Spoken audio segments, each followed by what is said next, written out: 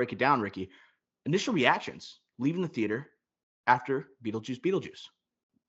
This is a fun movie. I think that's the lazy way to say I liked it, didn't love it. Right? I enjoyed my time at the theater. Do I think it's the best movie? No. But again, I think for someone that's not a scary person or a scary movie person, horror person, I feel like the first one leaned a little bit more scary. This one leaned more comedy. So I definitely enjoyed my time in this one. I enjoyed my time watching this one, especially with less comedies coming out. Michael Keaton, who we talked about earlier, who I love, I thought was seamless, like back in this role, especially at the age of 74, 73. He is Mm-hmm. amazing. And there's a couple other good performances in here. Overall, like really liked the movie, really enjoyed it. Great movie theater movie. Huge like sellout crowds throughout the day on Saturday. So many showtimes that were sold out every time I was checking one, whether it was digital, Dolby, or not IMAX, but very much filled IMAX theater when I checked it.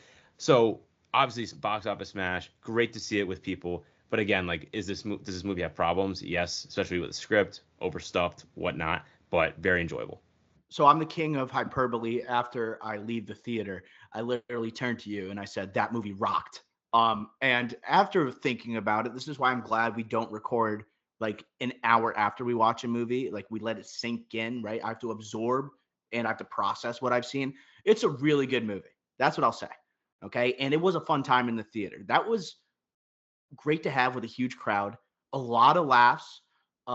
I like how we spent so much time in the underworld in this movie, and there was, like I said previously, the creative juices were flowing with Tim Burton. You know, there's no other world or underworld that looks or feels like Beetlejuice, right? You talked about like the bureaucracy or like the organization and Mm. how there's specific roles for people in hell. It's not just a free for all. Like there is order There's in this cops. world, but it's also silly and it's zany. Michael Keaton was awesome. You know, he literally looked the same. You know, couple wrinkles here and there, but the makeup was on point. It looked like he was back in 1988. He was the best performance in the movie. The other performances don't really stand out too much for me. Maybe one or two other ones. Some of the performances are a little cartoonish in like the real world where you don't expect to see the cartoonish performances. But this movie has flaws like you're talking about, and we'll definitely dive into them. But overall, fun movie. I see why a lot of people are going to see it in theaters because of that experience. But also, there's just some big Beetlejuice fans. In our theater, Yes. there's a couple people with Beetlejuice shirts on. More than a couple. Insane amount of people wearing Beetlejuice merch or at least like spooky merch for this movie. Mm-hmm. You know, like Halloween merch, or you got like girls wearing those leggings that are like spirals, you know, with the high black leather boots and the short skirt and whatnot, looking like Wednesday basically, Jenna Ortega, or like trying to look like Jenna Ortega, I should say, or dressing like her. So I was shocked by the fan base, the Mm-hmm. rabid fan base, I would say. I wanted to get a popcorn bucket because Miss Flicks, uh, uh, a family member of Miss Flicks wanted a popcorn bucket Beetlejuice because they're an avid Beetlejuice fan. And when they saw the movie, no popcorn buckets were left. When we saw the movie, no popcorn buckets were left. I don't know if that's Jesus. our AMC theater because that's a common theme. I couldn't get a Deadpool Wolverine one for 2 weeks. That's questionable, but that could be more than just our AMC. I don't know, but you couldn't even get a popcorn bucket for for Beetlejuice. That's like crazy to me. I got a Dune popcorn bucket, but I couldn't get a Beetlejuice popcorn bucket. The people that we saw there, it looked like they just left a Cure concert. Like the people wearing the stuff look like they probably went to like the Cure concerts at the time the first Beetlejuice was Or coming out. Green Day. Yeah, or yeah, like the Cure's like late '80s, I think. You know, Green Okay, Day, yeah, yeah, early '90s. I'm very picky, fair. very meticulous about this, but it was cool to see like there's actual fans here. It makes me think like something at the end of this review. Will there be a third Beetlejuice movie? I think that's certainly on the table, and how blockbustery this felt, and the star-studded cast, and like the weekend haul for opening weekend. I'm thinking that this might get a third one, Ricky Flex. Can I? All right. I think there will be a third one. Yeah. If when you're reading all these quotes from Michael Keaton, Winona Ryder, I did not know this. Apparently, this could be like just rumor, but it seemed pretty legit. This source, apparently in the Netflix contract with Stranger Things, because they planned for multiple seasons, obviously. She said like, oh, if Beetlejuice 2 ever got made, because Beetlejuice 2 has been in the works for a long time. There's been Yep. different rewrites and everything, right? There was a Beetlejuice goes to Hawaii or goes Hawaiian. There was a Beetlejuice falls in love script, like a lot of different scripts for this movie. And so Winona Ryder told the Stranger Things people, the Duffer Brothers, saying like, "Hey, if Beetlejuice 2 gets like green lit, I'm going like that would be my priority. I will have to leave set and like prioritize that." And the Duffer Brothers were like, "Yes, that's fine." That's how much these actors in the movie want the sequel to happen. And now that it's happened, it's something that I was skeptical of. And granted, I'm wrong. Maybe not of the movie. We'll get to that. But of its success, I think Warner Bros. With their situation and their money issues, they're gonna want a third one greenlit tomorrow. Yeah, and this worked for Tim Burton, and he was kind of on a skid for a long time, and he found the right script. If the right script comes for the third movie, I bet they make it. You know, I don't think they make it with someone else that's not Tim Burton though. Like he obviously has to give the blessing. Michael Keaton's got to be on board. I don't think Michael Keaton just says yes to any project nowadays. The sequel took so long to make. I wonder like will there be any time in between? They're probably working on the third script right now, and they're looking to craft it and make sure Tim Burton says yes to it. But you talked about Michael Keaton and Winona Ryder. I want to talk about the performances in this movie. Michael Keaton was great, like seamless. Like it looks like he just got out of bed and the day after 1988, after this movie released, and he said, oh, "Okay, let's go make the sequel." He Did not looked the take a scene same. off. He really, I think, the first movie he just explodes. He's a firecracker, right? Don't know what he's gonna pull out. He's gonna be hilarious. He's also gonna be pretty scary at some points and raunchy. I thought he had the same beats here. And similar to the first movie, I just wish we had more of them.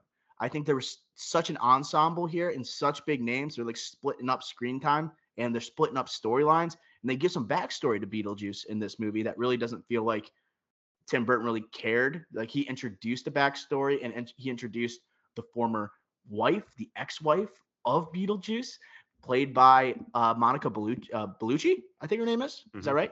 Oh yeah, Monica very Bellucci. big on Twitter, film Twitter. Yes, very big on film Twitter. I'm very big on horny film Twitter.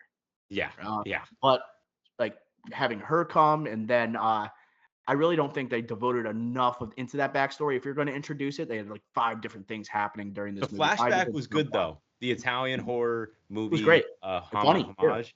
That was actually one of my favorite sequences of the movie. Yes, but overall, Keaton was the best performer. Do you think that he was given serviceable amount of screen time? Absolutely not. No, but that's like my similar sentiments to the first one. The first one, he's not in the first act. You know, they're setting everything up. And this one, same thing, but not as intriguing of a first act and storylines because there's so many different ones going on. In the first one, you have the Alec Baldwin, like that couple, and then you have the Catherine O'Hara, Jeffrey Jones, or the keto guy. Yeah, those 2 storylines with Winona Ryder. Like, it's a lot simpler. This one, it's like you have the ex-wife, you have the Jenna Ortega, you have Winona Ryder is like dealing with seeing Beetlejuice and not like going through some mental issues. You have Justin Theroux trying to take advantage of her. You have Catherine O'Hara, like she's now an artist. Just a lot of different characters, a lot of different storylines. Her dad in the rainforest. Willem Dafoe was just thrown in here as well. A lot of stuff going on, and it stuffed in an hour 45 minutes. Yeah. So really tough, especially when you don't have Beetlejuice in the first 45 minutes. So it does like I guess like the one if I'm gonna play devil's advocate to myself would be, oh well, the anticipation builds because you don't have Beetlejuice in it so much, so it feels more impactful when he's in it. I agree with that. I just think there's more of a balance that Tim Burton just hasn't been able to find in these 2 movies of more Beetlejuice with that anticipation level that I just said. Yeah, I think he just may be good in doses. I don't think you could have if this movie is 110 minutes, whatever it may be, you can't have Beetlejuice in it for like 3/4. That might drive the audience insane. And you need some stability. And this movie kind of doesn't really have an anchor that's not Beetlejuice. You know, like Winona Ryder comes back. I thought she was very average, to be honest. And I'm just not a Winona Ryder guy. You know, her voice kind of bugs me. I don't think she's a great actress. And I thought she was okay with her chemistry with Jenna Ortega. They seem to really like each other when it comes to like the press interviews and things like that. But she was very average. I thought Catherine O'Hara probably was my second favorite performer of the movie. But there's also some kind of meta-ness with some of these performances. There's references to Schitt's Creek, and Catherine O'Hara just seems like she's channeling what she did in that show. Jenna Ortega. There's like a dance sequence towards the end of this. You're like, think of Wednesday. It seems like Tim Burton was really conscious of like the persona and the star appeal of some of these actors. So it was like, oh, we pointed at the screen type of moment. But the performances themselves, I just didn't exactly love. Justin Theroux, I didn't like him. I'm not a huge Justin Theroux guy either. I know Leftovers, people love that. I don't know much of his other work. Every time I see him, I don't really care for him. The But White House Plumbers. But he was like acting like someone in the underworld would act, like in hell. Like he was so cartoonish and so over the top that it was funny at times. But I feel like the over the top characters should be people from hell. You know what I mean? He was over the top for me, but I did think he had his good one-liners. Like the grandfather one-liner was good. Again, I don't want to jump into spoilers, but I thought that was good. But yeah, definitely just over the top for me. And we had, like, again, to bring up Monica Bellucci again, she has like 2 lines in this movie, but she has a lot of screen time. She's just not talking. She's just sucking souls out of people. And like did you know? Like, so I guess I was going down a rabbit hole on Twitter, or a thread. So Monica Bellucci is dating Tim Burton. Dude, props to Timmy B. So well done, Timmy B. I know. So first things first, Timmy B, snaps to you. Well done. What a pull. I know. But second of all, I guess Tim Burton has a history of like casting his girlfriends in his movies. Oh, can you go through a quick list? Like, hold on. Let me try to find this list here. It's crazy. Monica Bellucci, I was excited to have her in this just because of Horny Film Twitter and like knowing that people are going to go crazy online for her. I don't really know her work, so I was like excited to see her. But like then she had 0 lines the entire movie. Like it literally was just like, look at this beautiful person, and we're gonna put her in a sexy like Lady Frankenstein. That's kind of what we were going for. And she also had one of the best sequences in the movie, by the way. The tragedy needle drop. Movie was filled with some really great needle drops, but her with the Bee Gees tragedy going and putting her body together, and the cameo from Danny DeVito was also amazing. Spoiler review for those who don't know. I'll make sure to put it in the description. But Danny DeVito getting his soul sucked by Monica Bellucci, I'm like, wow. And there's something like sexual about her sucking the soul. Like that was definitely intentional as well. So yeah, I did not know Danny DeVito was going to be in this. That was awesome. Was great. Again, another collaborator, not frequent, but collaborator with Tim Burton, or at least previously. And Helena Bonham Carter was married to Tim Burton. Yeah, and she's a frequent collaborator for sure. She was meant to be in Tim Burton movies. She came out of the womb with mascara around her eyes. Dude, yes, she like is the perfect Tim Burton, like not only relationship wise wife, but also just person to star in those movies next to a Johnny Depp. Perfect. Mm-hmm. Think of her as a Bellatrix Lestrange, or think in Harry Potter, or in Fight Club. Like she is that Tim Burton like realist type of person, and also evil, dark, edgier type. 100%. Other performances, I think we got to talk about Jenna Ortega. She is kind of like what's going to bridge the older audience to the younger audience here. I think that's what's going to attract a lot of young people to go see this movie. She was just in that Sabrina Carpenter music video where she's making out with Sabrina Carpenter. I think the song was Taste. I'm not caught up with my pop culture knowledge, but I'm pretty sure that's the name of the song. What do you think about her in this movie? Do you like her? I did not like her. I just didn't love her. I don't know, man. Like I thought it was fine. She plays a kid well. She looks like in that music video and like in God, what's that movie? Not Miller's Girl with Hobbit. Morgan Freeman. Not Baggins, but Martin Freeman. X. There's like a scene of her. You've seen X by now, right? Yes. Mm-hmm. Yeah, the scene of her like in underwear is like, holy crap. And that was freaking 2022. But like in this movie, I'm like, holy crap, she does look like she's like 15 years old. Yeah, she does play like in Wednesday, she's in school. Right. So they do like play that off well. And Tim Burton obviously directed the first 4 episodes of Wednesday. Like clearly that's going to be Jenna Ortega fits that like Helena Bonham Carter vibe of she belongs in these Tim Burton movies. So that's what I'll say. I don't think like she was like amazing in this. I don't think it was enough to do to make her amazing in this. I just didn't think. I think that she just fit in well. Yeah, she was someone that kind of allowed us to spend a lot of time. Her character, the way it was written, allowed us to spend a lot of time in hell, And I think she was good with Winona Ryder. I'm a little concerned that she's just like really sassy in all of her roles. You know, we talk about like in Zendaya, like playing a certain type of character, having a certain type of demeanor. I don't want Jenna Ortega to just have that demeanor all the time and kind of be a wise ass, snarky character, a little bit plucky. Like I want her to maybe venture off and do something a little more, I guess, different, you know, and a little more bold rather than just continuously playing these type of characters. Does that make sense? Do you think that she has like a way that she usually acts? Yes, like Sydney Sweeney, another example, like someone that we want to see like further develop and not just play that one type role. And for what we've seen so far, when she's tried that, it's been iffy. Jenna Ortega is another one where it's just like, all right, we know she could do this, right? She's got to diversify the portfolio. Michael Yeah, Keaton's a that's great example. Him like doing Gung Ho, Mr. Mom, like Ron Howard collaborator, like for a while. Then he does Beetlejuice and Batman, and like he makes all these different pivots in his career to kind of show like I'm not just a comedian or I'm not just in dramas. Like he was a Letterman guy before he was even in acting. So it's just like I think he's like a guy that I respect a lot. I think you do as well. I'd say a TDI fave, just because he's not afraid to diversify the portfolio, and he's very outspoken that he's like, yes, I don't want to do the same. I don't want to be the same guy in every movie. Jenna Ortega is approaching that with now Wednesday being a huge hit, this being a huge hit. She's in other movies, huge Scream franchise. I mentioned X. She's going to be in a couple other things coming up, like a Taika Waititi movie.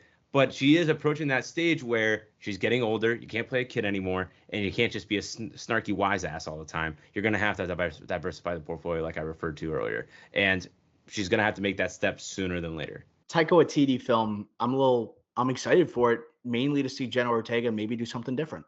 You know, Taika Waititi hasn't been exactly on a roll, but maybe, you know, we get to see Jenna Ortega in a different light. And it's not in a blockbustery, like cash grabby, you know, type of film. I don't mean to insult this movie too much, right? But it did at times feel like, yeah, we know who these actors are. You don't have to remind us. Like with the Wednesday type dance sequence, with the Catherine O'Hara Schitt's Creek references. I think one other person we should mention is Jeffrey Jones. And I think Ooh. this movie did something very interesting with Jeffrey Jones's character from the first Beetlejuice. And obviously, I don't know if he's still in prison. You know, I think he had like child porn charges, like messed up things that he was doing. And to reference him, they did like a claymation animation of him dying in a plane accident and getting eaten by a shark. I thought the way they did that was actually very clever. And that kind of goes to my point saying the creative juices are still flowing. I've never seen someone do that with like someone who's gotten in trouble in Hollywood and they don't want to like have him in the movie, but they reference him and then having him as the headless man at the end that continuously is showing up in the movie. I thought that was pretty clever. I think that was a good way to approach it. Yeah, like if I was running this movie, I think if I'm not as creative as Tim Burton, I would have been like, oh, refer to it early, like in the first act, settle it that he died or something, and then like don't mention him again. Mm-hmm. Just save yourself from potential disaster there, right? But instead, Tim Burton is Tim Burton. Use the claymation sequence to show his death.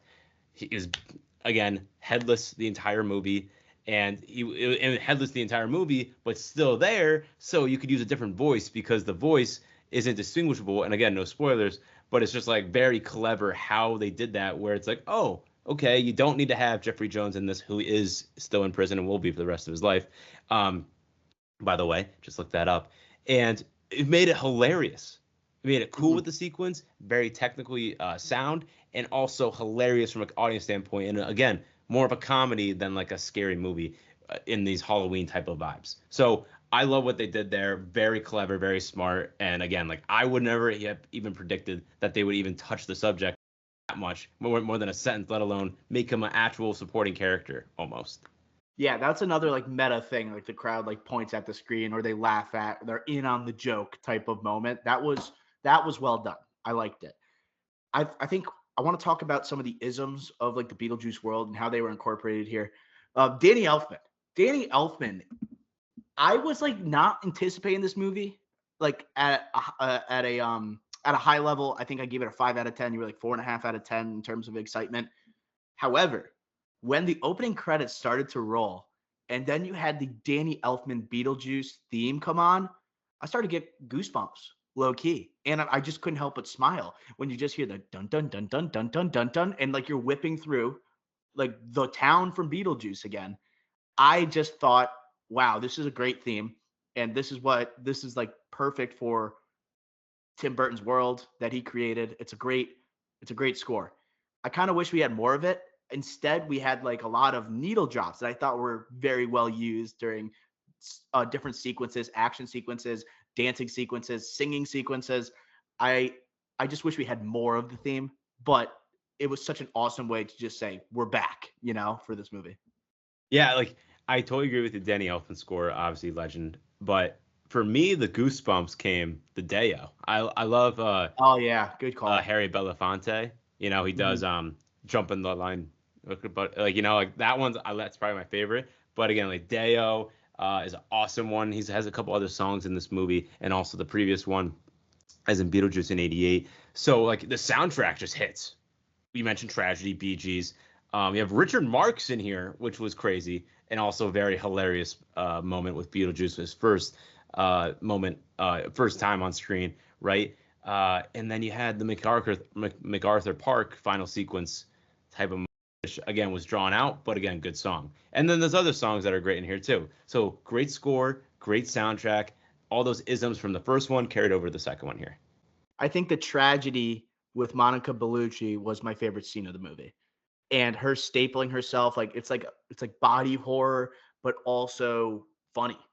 And the song is such a banger, And that song, that was like the first like major needle drop, and you're like, oh wow, oh shit, like that's a cool scene type of moment. Um, Once that happened, like I was like even more locked in. And that's what also you just had the cameo of like Danny DeVito. And Mm. I didn't know we were gonna get like more needle drops. Like I didn't think that was synonymous other than like the Belafonte from the first Beetlejuice. I just didn't really see that, but it gave this movie more of a commercial feel that I didn't necessarily and didn't really anticipate. You know what I mean? Yeah, I totally get what you mean. I think like for me, I two things. One, I really liked how Tragedy and Deo, the two songs that were in the trailer that you knew were going to be in here, were in the first act, got them at like first 20 minutes, So like after that, it was really just like a surprise, everything else. Really like that. I think that's good marketing in an era where we complain about too many trailers showing us too much. I think they did a good job hiding things. And again, like this is an MCU reveal where this is a huge universe where if they spoil one thing or like they show away heroes in something, it leads to something else. It's not like that, but that's something I just appreciate because we see less and less of that today.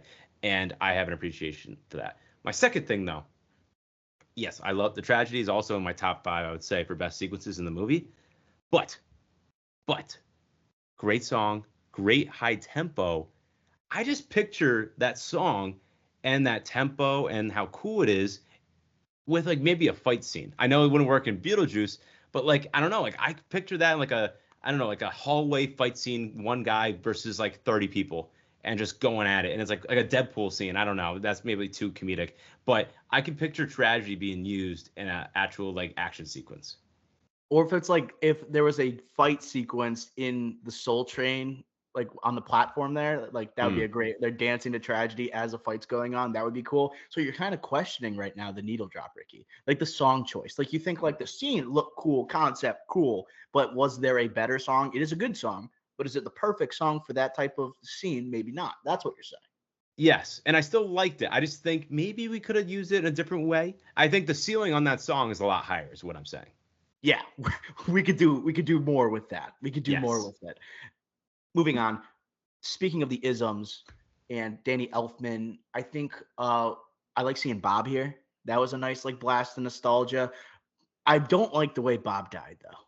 I didn't like how his send off, dying at the hands of Monica Bellucci's Lady Frankenstein type character, with his soul being sucked away.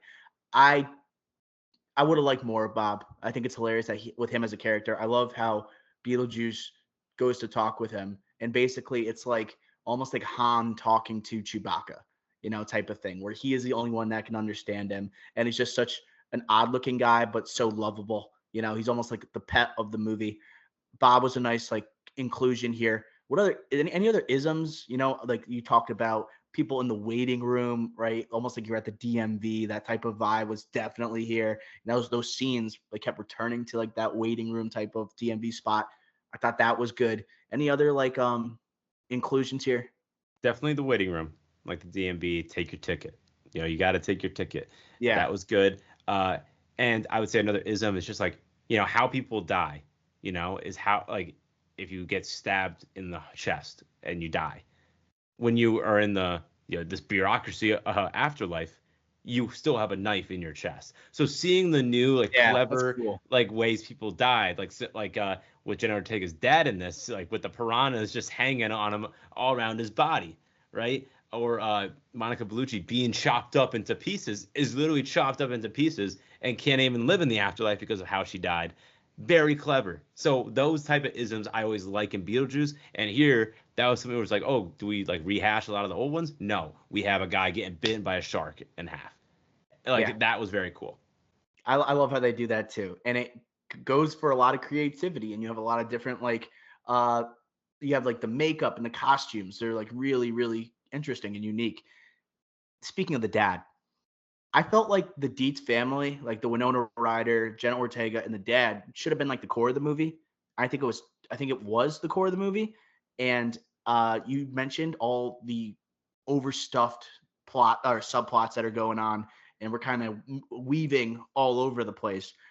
I think if they really focused on the family, it would have been a more concise, crisp, cleaner type of film than what we got. It felt cluttered. When the dad shows up, you have no idea really what his relationship is with Winona Ryder. Like, you don't even like buy that they were together, like, at all. You believe that Jenna Ortega truly loved him, he truly loves her, but there's zero connection between this guy who has his face eaten by fishes and piranhas with Winona Ryder's Lydia Dietz. You just don't feel like there was a connection whatsoever. Right. And then by the third act, like, that part of it gets resolved. So like the heart of it, the core of it is kind of gone by the third act. I'm at the climax where that's supposed to be the resolution part, that core, the whatever core of your movie is supposed to be.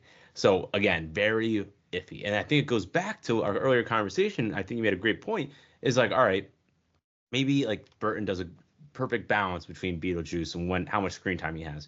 That, as in, like, oh, he doesn't show up for the first 40 minutes of the movie. Fine, keep it that way. But we need to have one anchor storyline, character, protagonist that we are totally invested in and care about. Yeah. I honestly thought the Jenna Ortega died when she hit the tree in this. Yeah, I was thinking that too. Yeah, I thought she died and then was able to see dead people, and I wasn't far off. It was there's a major issue with that. No spoiler, but it's just like I honestly thought she was dead. A kid died, and I'm like, that wouldn't be so far fetched. But again, that would kind of like go more into like, all right, I'm invested in the storyline. Similar to like how Alec Baldwin, and I'm blanking on the wife's name. But in the first one, like, they died, and you're like, oh my god, like, what's going on? And you're kind of invested in this couple, and then like, oh, coming to the realization that they're dead, and obviously what ensues after that. So I think that was just a huge missing piece in this movie. Where for me, walking out of the theater, you're telling me, I know hyperbole, was just like, oh, that movie rocked. I enjoyed it, but like, again, I just was never invested in this movie. Okay, I see what you're saying there. Like it kind of lacked heart. Yeah. You know? Yes. And like in a movie where it's about like a mother-daughter relationship, it's so easy. It's easy to write a comedy like that.